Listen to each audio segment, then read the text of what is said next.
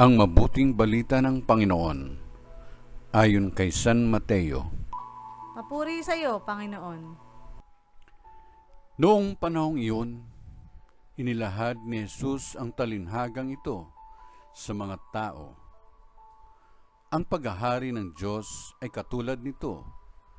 May isang taong naghasik ng mabuting binhi sa kanyang bukid. Isang gabi, samantalang natutulog ang mga tao, dumating ang kanyang kaaway at nagasik ng masasamang damo sa triguhan. Nang tumubo ang trigo at magkauhay, lumitaw rin ang masasamang damo.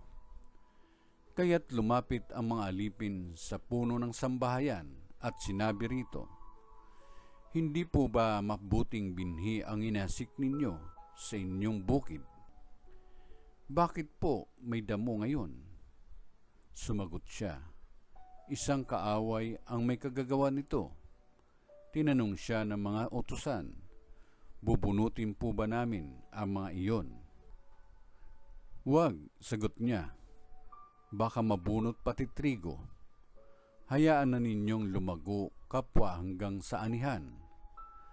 Pag-aani, sasabihin ko sa mga takapag-ani, tipunin muna ninyo ang mga damo at inyong pagbigkis-bigkisin upang sunugin, at ang trigo'y inyong tipunin sa aking kamalig."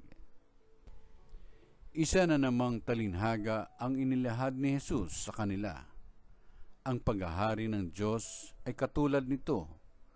May isang taong nagtanim ng isang butil ng mustasa sa kanyang bukid.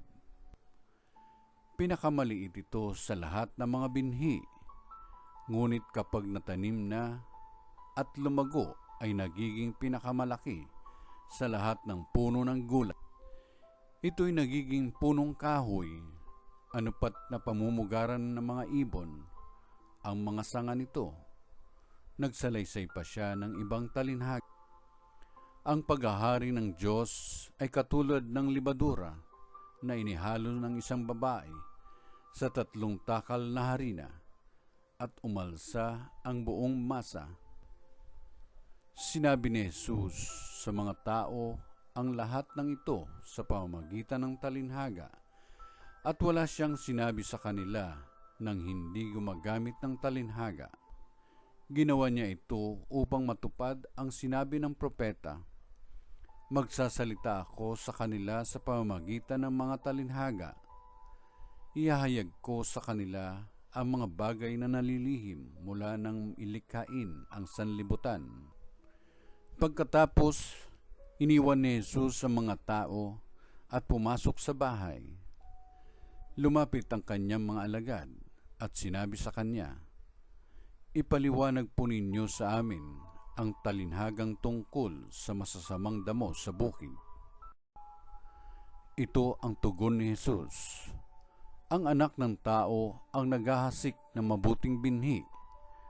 Ang bukid ay ang sanlibutan. Ang mga taong pinaghaharian ng Diyos ang mabuting binhi, at ang mga taong pinaghaharian ng dyablo ang masasamang damo.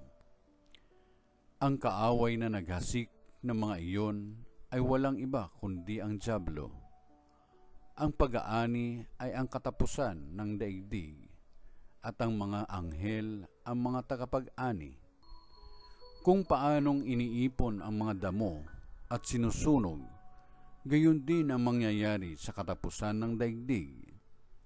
Susuguin ng anak ng tao ang kanyang mga anghel, at iipunin nila mula sa kanyang pinaghaharian ang lahat ng nagiging sanhi ng pagkakasala at ang lahat ng gumagawa ng masama, at iahagis sa maningas na pugon. Dooy mananangis sila at magngangalit ang kanilang ngipin, at magliliwanag na parang araw ang mga matuwid sa kaharian ng kanilang Ama. Ang may pandinig ay makinig." Ang mabuting balita ng Panginoon. Pinupuri ka namin, Panginoong Jesucristo.